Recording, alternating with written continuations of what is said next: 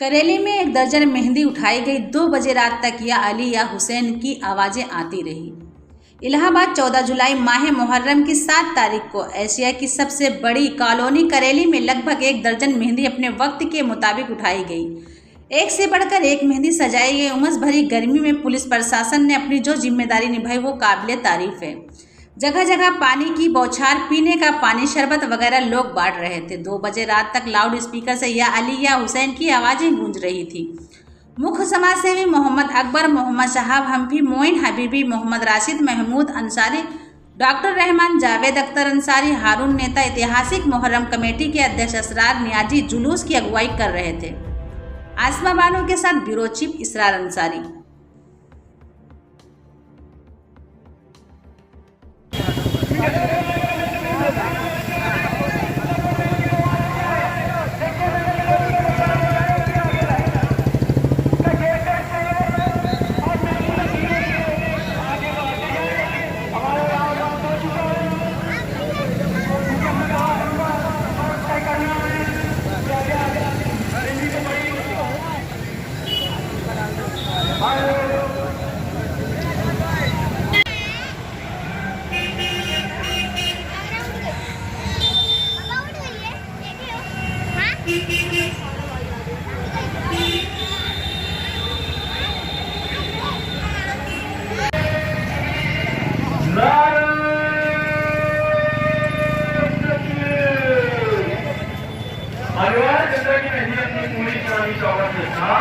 तो आग पैलेस में कट कर रही है।